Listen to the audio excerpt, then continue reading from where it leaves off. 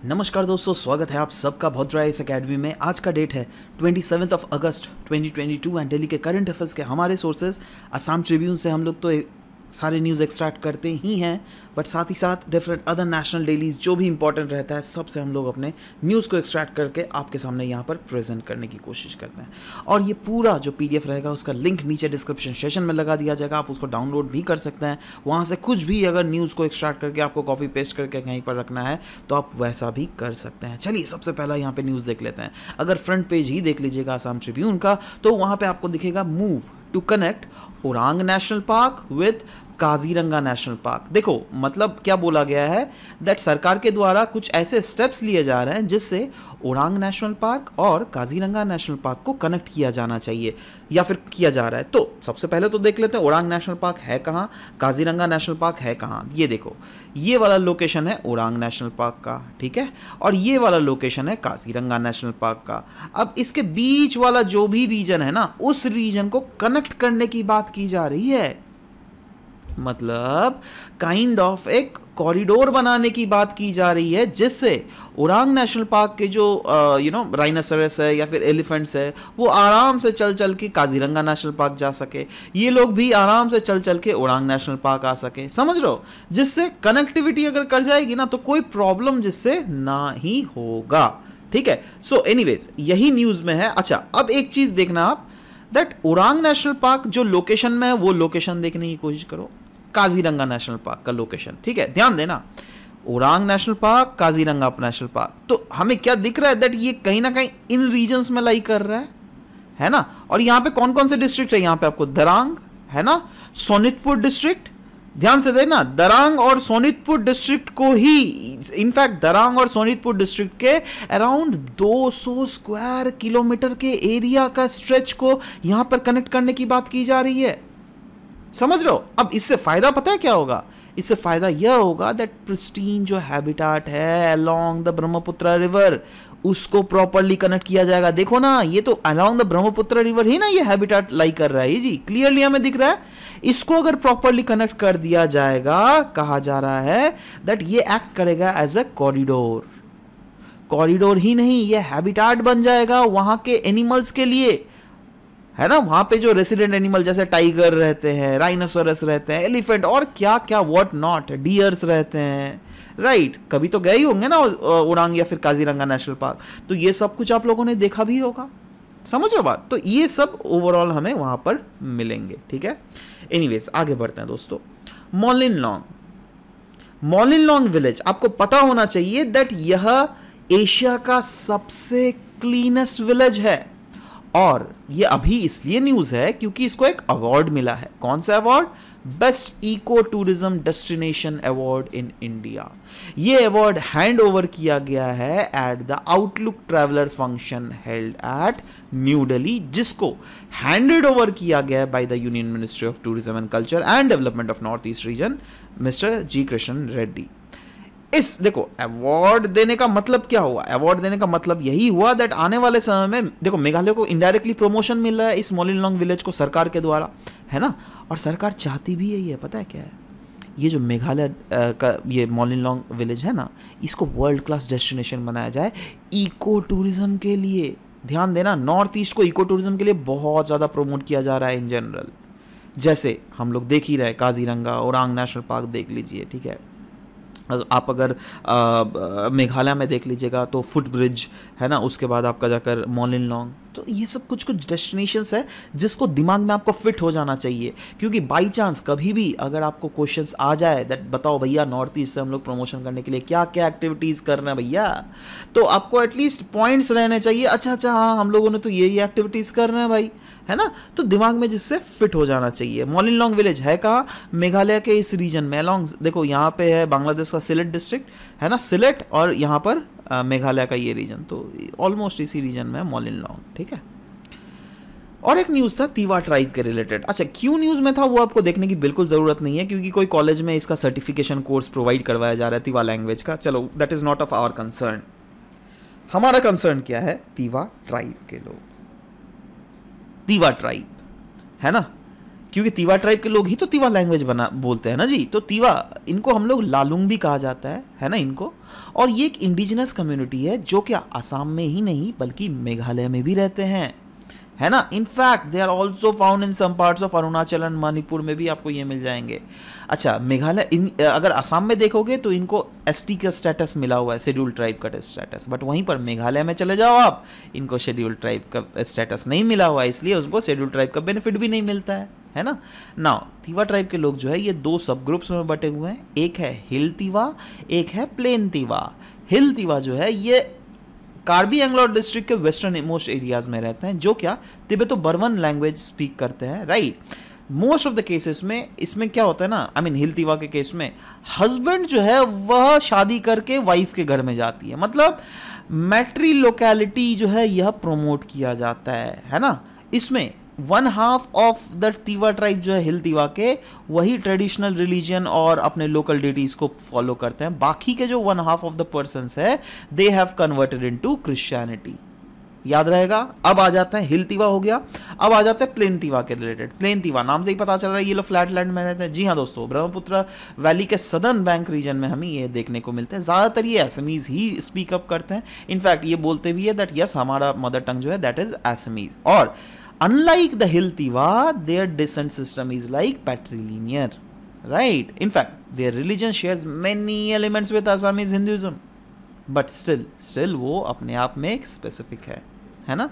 चलो आगे बढ़ते हैं। ऑफिस ऑफ प्रॉफिट के रिलेटेड न्यूज़ था।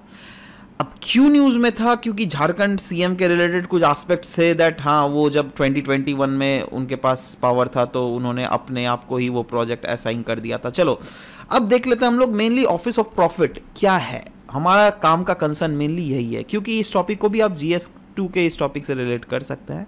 देखो ऑफिस ऑफ प्रॉफिट क्या होता है ना, दैट सेंट्रल लेवल में MP या फिर स्टेट लेवल में MLA, अगर सरकारी ऑफिस आप होल्ड कर रहे हो और उस सरकारी ऑफिस का नाजायज फायदा उठा के आप उस प्रोजेक्ट को अपने लोग या फिर इनडायरेक्टली ऐसे करके दे रहे हो जिससे आपके पॉकेट में ही पैसा आए, तो that is office of profit. अब ऑफिस ऑफ प्रॉफिट अगर पता लग गया, अगर प्रूफ हो गया, then a person will be disqualified if he holds any office of profit under the central या फिर state government other than the office जो कि डिक्लेयर किया जाता है by the law of course या ऑफ पार्लियामेंट या फिर state legislature, that no that position is not office of profit. अगर उसको छोड़कर अगर कोई दूसरा है then that is office of profit, right. Basic criteria क्या क्या होता है भाई डिस्क्वालिफिकेशन का MP या फिर MLA का। देखो आर्टिकल 102 एंड आर्टिकल 191 उसमें क्लियरली बेसिक क्वालिफिकेशन क्राइटेरिया लिखा हुआ है कोई भी MP के लिए, है ना।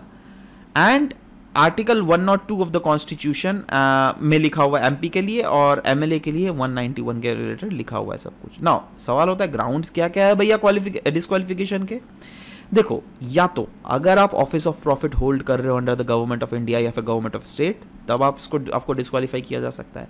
अगर आप अनसाउंडेड माइंड के हो तब आपको डिस्क्वालीफाई किया जा सकता है। If you are being undischarged insolvent then you can be disqualified.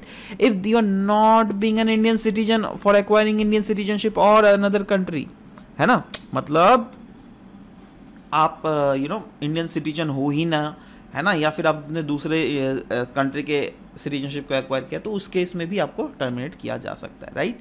Supreme court ruling अगर देख लोगे 1964 में, मतलब सुप्रीम कोर्ट के ruling regarding factors which are considered for the determination, जिसमें whether a person is holding an office of profit or not, तो उसमें whether the government is an appointing authority or not, है ना, what is the source of remuneration, ये सब सारे factors देखने के बाद ही अल्टीमेटली डिसाइड किया जाता है दैट हाँ weather he is holding the office of profit or not, right. मतलब जो पावर आता है of course it comes with position, right, and you cannot misuse that position first of all whether government determines। चलो ये सब तो फालतू है, मतलब पॉइंट्स है, मेन जो है हम लोगों ने पिछले स्लाइड में देख लिया। Next is one nation one fertiliser. देखो एक्चुअली में हुआ क्या है, सरकार जो है ना यूनिफॉर्मिटी लाना चाहती है फर्टिलाइजर के ब्रांड में, क्योंकि सरकार पता है इसमें बहुत ज़्यादा पैसे खर्च करती है। इसलिए कोई भी कंपनी का हो, वो गवर्नमेंट कंपनी का हो या प्राइवेट कंपनी का हो, सरकार बोल रही है देखो अगर आप फर्टिलाइज़र बेचोगे ना तो आप एक काम करो, अपने प्रोडक्ट्स में एक ही ब्रांड का नाम इस्तेमाल करो और वो रहेगा भारत। मतलब हर एक फर्टिलाइज़र बैग वो यूरिया कंटेन कर रहा है या फिर डायमोनियम फॉस्फेट कंटेन कर रहा है या फिर कुछ भी क्यों ना कंटेन कर रहा हो, ठीक है, उसको हमें ब्रांड नेम के अंडर बेचना पड़ेगा। जैसे अगर यूरिया हो तो Bharat Bharat urea, right. Diammonium phosphate हो तो भारत डायमोनियम फॉस्फेट, राइट। उसके बाद म्यूरिएट ऑफ पोटाश हो तो Bharat MOP, that is muriate of potash, या फिर भारत NPK। तो इररिस्पेक्टिव ऑफ द कंपनी, कोई भी वो प्राइवेट या फिर पब्लिक कंपनी क्यों ना फॉलो कर रही है, ठीक है। तो इससे क्या होगा, एक सिंगल ब्रांड नेम होगा, एक सिंगल लोगो होगा ऑफ द प्रधानमंत्री भारतीय जनुर्वरक परियोजना, ठीक है। And the central government grant subsidies annually to the fertiliser companies and under this, right. Undoubtedly हमें लोग पता है सेंट्रल गवर्नमेंट बहुत पैसे खर्च करती है। इनफैक्ट सेंट्रल गवर्नमेंट का तो यही आर्ग्यूमेंट है ना, that maximum retail price of urea जो है वो सरकार के द्वारा ही फिक्स किए जाती है ना, जो क्या कंपेंसेट करता है कंपनीज को for higher cost of manufacturing. So for example सरकार ने फिक्स कर दिया दैट उसका दाम है 100 रुपया, बट कंपनी को अगर 150 रुपया लग रहा है ना, तो कंपनी किससे 50 रुपया लेगी, पता है, सरकार से ही 50 रुपया लेगी, है ना। So company can not avail subsidy if they sell at higher MRPs। अगर कंपनी 120 रुपये में बेचे ना, तब सरकार भी इनको पैसे बिल्कुल एक पैसा भी नहीं देगी ना। बोला जा रहा है दैट गवर्नमेंट जो भी डिसाइड करती है इसके रिलेटेड, वो करती है through fertiliser movement control order of 1973। अब सरकार इसमें क्रेडिट भी लेना चाहती है, देखो सरकार बोल रही है देखो भाई, हम तो इतना सम ऑफ पैसे जो है इन्वेस्ट कर रहे हैं फर्टिलाइजर सब्सिडीज देने में, तो क्यों ना सरकारी एक ब्रांड नेम यूज किया जाए, ठीक है। तो इसीलिए यहाँ पे बोला जा रहा है। Next, battery waste management rules 2022।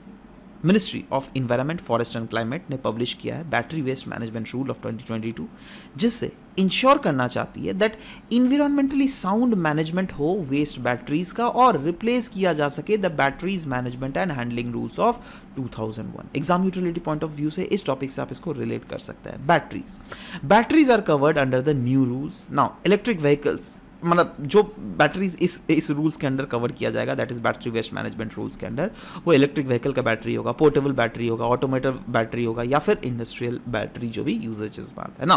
इसके अंदर क्या क्या बोला गया, देखो कुछ प्रोविजंस है। जैसे सबसे पहले बोला गया एक्सटेंडेड प्रोड्यूसर रिस्पॉन्सिबिलिटी, मतलब जो भी उस बैटरी का प्रोड्यूसर हो या फिर जो भी उसका इंपोर्टर हो, राइट, उन्हीं का दारोमदार है, दैट उन्हीं को कलेक्ट करना पड़ेगा। अगर आपका बैटरी खराब हो गया ना, वेस्ट अगर हो गया, तो आप ही को रिसाइकिल करना पड़ेगा, आप ही को रिफर्बिश करना पड़ेगा। अगर आप प्रोड्यूसर हो या फिर अगर आप विदेशों से, जैसे ताइवान से आपने बैटरी मंगाया है, ठीक है, और आप इंपोर्टर हो, तो आप ही का ये ड्यूटी है दैट आप ही उसको रिसाइकिल एंड रिफर्बिश करो, ठीक है। एक तो ये हो गया। Next, mechanism of centralised online portal. बोला गया है for the exchange of this extended producer responsibility between producer as well as recycler, make sure करना पड़ेगा एक सेंट्रलाइज्ड ऑनलाइन पोर्टल के थ्रू ये सब सारे एक्टिविटीज हो, राइट। इंडस्ट्रीज एंड एंटरप्रेन्योरशिप को भी कहीं ना कहीं प्रमोट किया जा रहा है, क्योंकि आप खुद सोचो ना, नए इंडस्ट्री सेटअप किए जाएंगे, है ना, इससे क्या होगा, इंटरप्रेन्योरशिप कल्चर ही तो बढ़ेगा ना, है ना, जिससे वेस्ट बैटरीज को रिसाइकिल और रिफर्बिश करा जाएगा, ठीक है। Mandatory minimum percentage of recovery of materials from waste batteries, that is बोला जा रहा है it will bring new technologies and investment in the recycling and refurbishment industry, और ये क्रिएट करेगा new business opportunities as well. दूसरा, there is use of certain amount of recycled material for new batteries as well, that is बोला जा रहा है it will reduce the dependency on new raw materials and save the natural resources, है ना। Online registry and reporting auditing committee, चलो ये तो खैर हम लोगों ने पहले भी डिस्कस किया, क्योंकि एक सेंट्रलाइज्ड मैकेनिज्म पोर्टल बनेगा ही, ठीक है, इससे कोई भी मतलब प्रॉब्लम नहीं होगा। पॉल्यूटर पे प्रिंसिपल, इन्वायरमेंटल कंपनसेशन जो है वो इम्पोज किया जाएगा अगर एक्सटेंडेड प्रोड्यूसर रिस्पॉन्सिबिलिटी टारगेट को नहीं फुलफिल किया गया तो। यूटिलाइजेशन ऑफ फंड, बोला जा रहा है दैट फंड जो कलेक्ट किया जाएगा ना अंडर द इन्वायरमेंटल कंपनसेशन, उसको यूटिलाइज किया जाएगा in the collection and refurbishing या फिर recycling of non recyclable waste batteries. In fact ये जब हम लोग डिस्कस कर रहे हैं ना, इसके रिलेटेड एक इंटरनेशनल कन्वेंशन भी है जिसको हम लोग कहते हैं बासिल कन्वेंशन, जो क्या कंट्रोल करता है transboundary movement of hazardous waste and their disposal as well. Next दोस्तों, ई श्रम पोर्टल के रिलेटेड न्यूज़ है। क्यों? क्योंकि सुप्रीम कोर्ट ने डायरेक्ट किया था स्टेट को दैट आप रजिस्टर कर दीजिए वैसे अनऑर्गेनाइज्ड वर्कर्स जो क्या आपके रीजन में काम कर रहे हैं, और इसको 6 वीक के अंदर ही करना पड़ेगा। ई श्रम पोर्टल ये one of the key initiative है जिसका एम यही है दैट कैसे लाया जा सके जितने सारे वर्कफोर्स को under a national database, particularly वैसे वर्कफोर्स को जो क्या अनऑर्गेनाइज सेक्टर में काम कर रहे हैं, और उनको under the ambit of social security हमें लाना है। करंटली अगर देख लीजिएगा 28 करोड़ वर्कर्स जो है ना, जो कि नियरली 400 डिफरेंट फील्ड में काम कर रहे हैं, उनको इस पोर्टल में ऑलरेडी रजिस्टर कर दिया गया है। ये पोर्टल डेवलप किया गया है by ministry of labour and employment, right, याद रहेगा। चलो आगे बढ़ते हैं। Right of ways rule, ministry of communication electronics and IT और मिनिस्ट्री ऑफ रेलवेज ने रिलीज किया है अमेंडमेंट। किसमें भैया, कौन से एक्ट में? Indian telegraph right of way rules 2016 में। ना इससे फ़ायदा क्या होगा? इससे फ़ायदा यही होगा दैट टेलीकॉम इंफ्रास्ट्रक्चर जो है वो जल्दी सेटअप होंगे, ज़्यादा इजीली डिप्लॉय किया जा सकता है। इनफैक्ट मिनिस्ट्री ने रिलीज़ किया है 5G right of way application form. कहाँ पर? गति शक्ति संचार पोर्टल में। नाउ क्या क्या है मैं बतलाता हूँ दोनों चीज़। पहला तो की टर्म है वो है right of way. Right of वे क्या है? देखो ये एक लीगल राइट है जिसके तहत इस्टेब्लिश किया जाता है by grant from the land owner और the land usages to pass along a specific route through the property belong to another. जैसे सोचो आप अपना इंफ्रास्ट्रक्चर, जैसे आपने सोचो 5G इंफ्रास्ट्रक्चर आप सेटअप करना चाहते हो, ठीक है, तो यहाँ से तार आपको इस रीजन तक ले जाना पड़ेगा ना। अब सोचो बीच में अगर मेरा घर आ जाता है या फिर मेरा ज़मीन आ जाता है, ठीक है, तो मैं जो आपको परमिशन दूंगा, समझ रहे हो, मेरा अगर घर आ गया या फिर मेरा खेत अगर आ गया तो आपको मेरे से परमिशन लेना पड़ेगा ना जी, grant from the land owner that हाँ मैं इस रीजन को लॉन्ग यूजेजेस करूंगा और इसको एक स्पेसिफिक रूट के थ्रू हम लोग इस्तेमाल करेंगे, then that is called right of way. In fact next जो है गति शक्ति संचार पोर्टल में इसको लाया जाएगा, दैट इज गति शक्ति संचार पोर्टल जो है इसको लॉन्च किया गया था recently for centralised right of way approvals under the ministry of communication, ठीक है। PM गति शक्ति स्कीम को लॉन्च किया गया था 2021 में, जिसका मेन एम था कोऑर्डिनेट प्लानिंग किया जाना चाहिए और एग्जीक्यूशन करना चाहिए ऑफ इंफ्रास्ट्रक्चर प्रोजेक्ट, जिससे ब्रिंग डाउन किया जा सके लॉजिस्टिक कॉस्ट हमारा, ठीक है। नेक्स्ट ANPR कैमरास के बारे में बात की जा रही है। Now ministry of roads and road transport and highways install करेगा इंस्टॉल किया जाएगा ANPR cameras, that is automatic number plate reader, नाम से ही पता चलता है ANPR automatic number plate reader cameras, ठीक है। अब इससे फ़ायदा क्या होगा पता है? इससे फ़ायदा यही होगा दैट जो टूल प्लाजाज है ना उसको रिमूव किया जा सकता है। अभी तो फास्टैग है ना, ये भी देखो, ये भी क्या होता है ना, फास्टैग की तरह ही आपका ये रीड कर लेगा और जैसे रीड कर लेगा तो ऑटोमेटिकली सिस्टम में पहुंच जाएगा और ऑटोमेटिकली पैसे कट जाएंगे, समझ लो, वही चीज़, सब कुछ ऑटोमेटिक डिडक्ट हो जाएगा toll fees from the bank account of the vehicle owners. But इसमें कुछ इश्यूज है। ऐसा तो आसान होता तब तो फास्टैग क्यों लगाता भैया, यही चीज़ लगा देता, है ना। नाउ अभी इश्यूज क्या क्या है दैट ये भी उन्हीं कार को रीड करता है ना जो क्या 2019 के बाद में रजिस्टर हुआ है, ठीक है। एक तो प्रॉब्लम ये है ना, सरकार प्लान भी कर रही है दैट ठीक है पुराने कार का नंबर प्लेट को रिप्लेस कर देना चाहिए, बट कुछ अदर इश्यूज हैं अभी भी। जैसे क्या होता है ना, कभी कभी नंबर प्लेट के ऊपर में आपको दिखेगा लिखा हुआ बैंक प्रोफेशनल, है ना, पुलिस लिखा हुआ रहेगा, कभी कभी government of India, government of Delhi, कुछ भगवान का नाम लिखा हुआ रहेगा, ओम शांति कुछ लिखा हुआ रहेगा, ठीक है। तो क्या होगा ना, ये सब चीज़ों को भी जब लिखा हुआ रहता है ना तब उसको रीड करना थोड़ा मुश्किल हो जाता है, ठीक है, ये चीज़ है। नेक्स्ट एक बहुत इंपॉर्टेंट न्यूज़ है दोस्तों, ये जियोपॉलिटिकल अरीना से आप इसको आराम से देखिएगा। अफ्रीकन नेशंस क्या कर रही है ना, इंडिया को ऑफर किया है दैट आप हमारे से लिथियम को ले लो, लिथियम हमारे देश से आप एक्सट्रैक्ट कर सकते हो। देखो एक्चुअली हुआ क्या है, इंडिया ने बहुत ज़्यादा लाइन ऑफ क्रेडिट प्रोवाइड किया है अफ्रीकन कंट्रीज को in billions, around $8 billion. Now जब इतना पैसा आप line of credit as a मतलब दे रहे हो ना, पता है लाइन ऑफ क्रेडिट क्या होता है? लाइन ऑफ क्रेडिट होता है एक सॉफ्ट लोन काइंड ऑफ, है ना। जैसे हमने कोई देश को $1 बिलियन दिया, ठीक है, तो उनको बोल दिया था देखो आप इस पैसे को जो हमने दिया है, मतलब देखो क्या दो चीज़ होता है, जैसे अगर इंडिया ने बोल दिया दैट हाँ $1 मिलियन आपको लाइन ऑफ क्रेडिट दे रहे हैं, मतलब ये देश जो चाहे ना तो $1 मिलियन का प्रोडक्ट हमारे अपने देश में इंपोर्ट कर सकता है, और वो जो पैसा है ना वो बहुत धीरे धीरे वो चुकता कर सकता है 10-15 साल में आराम से। सरकार बोलती है चलो आराम से आप देना, कोई टेंशन नहीं है। That is called line of credit, ठीक है, समझ रहे हो, और बहुत कम प्रीमियम रेट्स में, बहुत ही कम इंटरेस्ट रेट्स में, ठीक है। That is called line of credit. Now India ने बहुत सारे line of credit African countries को दिए हैं। अब अफ्रीकन कंट्रीज क्या बोल रही है, दैट देखो भाई हमारे पास तो पैसे ही नहीं है, हम कैसे आपको चुकता करें।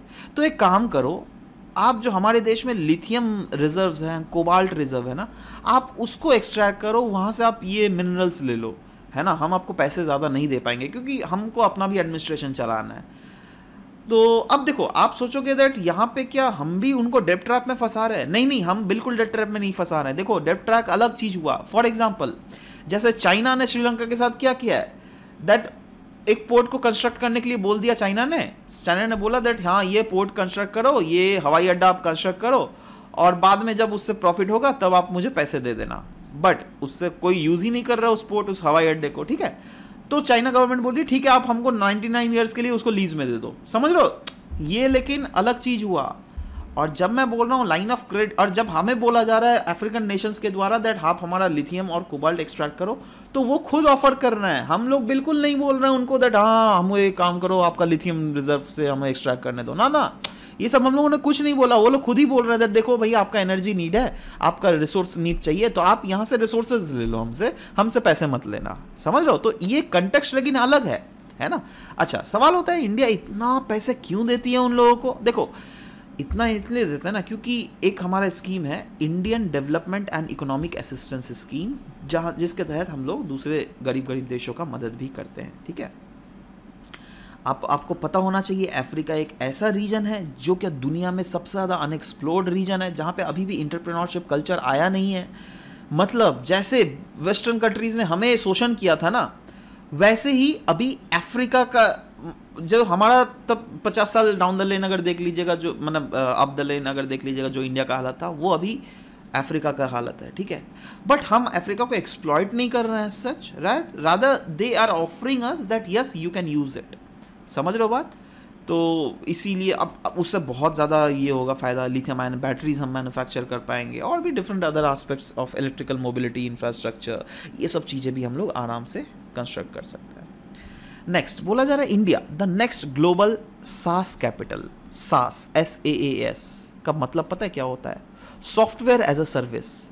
इसलिए इतना ज़्यादा इंपॉर्टेंट है क्योंकि 2022 UPSC में इसके रिलेटेड क्वेश्चन डायरेक्ट पूछा गया है। चलो दिखाऊंगा वो क्वेश्चन ना। एक स्टडी कैरी आउट किया गया था जिसमें पाया गया दैट इंडिया जो है ये दुनिया का नेक्स्ट सास कैपिटल होने वाला है। ना SaaS capital that is software as a service capital होने वाला है, क्योंकि इंडिया में 100 से भी ज़्यादा यूनिकॉर्न आ जाने वाले हैं। एक हब इंडिया हो जाएगा SaaS एक्सपोर्ट के रिलेटेड। SaaS stands for software as a service. ये एक वे ऑफ डिलीवरिंग एप्लीकेशन है over the internet as a service, है ना। मतलब वेब बेस्ड सॉफ्टवेयर से ही आप सर्विस प्रोवाइड कर रहे हो डिफरेंट अदर रीजन में, ठीक है। स्टेटस अगर देख लीजिएगा, इंडिया में अभी 18 SaaS यूनिकॉर्न्स हैं, with the country being the third largest SaaS ecosystem after USA as well as China। आने वाले समय में इनको भी ओवरटेक कर सकता है। 2025 में इंडिया का SaaS मार्केट अगर देख लीजिएगा वो 7 से 10% तक बढ़ सकता है, अभी 2 से 4% है ना। सवाल होता है क्या क्या हमें चाहिए? ऑफ कोर्स टैलेंटेड पूल चाहिए ही हमें मेक श्योर करना पड़ेगा दैट SaaS प्रोडक्ट्स को ग्रेटर वे में हम अवेयरनेस ड्राइव को और भी ज़्यादा बढ़ा सके। What are the factors that is driving the SaaS in India? Now, they are driven by small and medium businesses with a focus on large enterprises. India follow कर रहा है digital first approach और offer कर रहा है innovative pricing models भी। In fact, large consumer base हमें है इंडिया के पास भाई। consumer base इंडिया में ही क्यों भाई? दुनिया का जो मार्केट है ना वो भी इंडिया की तरफ देख रहा है, क्योंकि इंडिया से जो प्रोडक्ट वो लोग खरीदते हैं ना बहुत सस्ते दामों में खरीद सकते हैं। आप खुद सोचो ना, एक सॉफ्टवेयर सर्विस अगर वो USA से लेना बहुत महंगा पड़ेगा, वही चीज़ इंडिया से ले बहुत सस्ता पड़ेगा, समझ पा रहे हो, है ना। सो यहाँ पे वही चीज़ बोला गया। देखो 2022 का क्वेश्चन है, ये वाला क्वेश्चन था, समझ लो, जिसका answer D was the answer, ठीक है। सो देख लो आप क्वेश्चन को आराम से। अब एमसीक्यूज में आते हैं। सबसे पहले तो कल के एमसीक्यूज पूछूंगा मैं आपसे। देखो कल के एमसीक्यूज जो है national food security related act के रिलेटेड जो ये क्वेश्चन था उसका ऑफ कोर्स पहला वाला देखना, the family coming under the category of BPL only, ऐसा तो नहीं भाई, किसी कहीं पर लिखा नहीं हुआ that national food security act सिर्फ बीपीएल के लोगों को ही मिलेगा, है ना। सो of course this is wrong. तो पहला अगर रॉन्ग हुआ तो ये दूसरा तो करेक्ट, मतलब बचा क्या, या तो बी या तो डी, है ना, मतलब या तो 2 या तो 3, है ना, या तो 2 या तो 3। 2 में अगर देखोगे then this is clearly written in their thing, right. So yes this is true. 3 भी आपको दिख रहा है शायद सही टाइप का, but yes since this is clearly mention then yes obvious सा बात है, 2 या तो 2 ओनली होगा या तो 3 ओनली होगा, ठीक है। तो yes 2 is the only correct answer. National Gopal Ratna award is given from which among the following fields? Of course the correct answer was life stock and dairying sector, A was the correct answer, ठीक है। चलो B A correct sequence है। गीतिका आपने यहाँ पे गलत कर दिया, पहला वाला तो आपका सही है, दूसरा वाला गलत है। नरगिस का एब्सोल्युटली सही है, विराज एब्सोल्युटली सही है, वेरी गुड। चलो and from tomorrow also well I just expect that मैं सबका आंसर्स नीचे कमेंट सेक्शन में जरूर देखने वाला हूँ। एंड हमारा आज का क्वेश्चन है विच among the following statement about Tiwa tribe is not correct? Tiwars are also known as Lalung. They are indigenous community inhabiting the state of Assam and Meghalaya. They are recognized as a scheduled tribe within the state of Meghalaya. Many people of this community has converted into Christianity. आपको बतलाना है इसमें कौन सा गलत statement है। दूसरा, which of the following are the grounds for the disqualification of MP और MLA under the constitution? सबसे पहला है व्हेन एन एमपी और MLA holds office where the government has the power to terminate the appointment when he is being an undischarged insolvent. तो आपको बताना कौन सा यहाँ पे सही है, 1 only, 2 only, both 1 and 2, neither 1 nor 2। Next question, which among the following is are covered under the battery waste management rule of 2022? सबसे पहला है electric vehicle batteries, portable batteries, automotive batteries. Select कीजिए करेक्ट ऑप्शन, 1 और 2 only, 1 only, 2 and 3 only, 1, 2, 3, ठीक है। नीचे comment section में बिल्कुल लिखिएगा, will be waiting for your answer to come up. This was all about the discussion for today's class, will be meeting in next session. Bye bye, take care.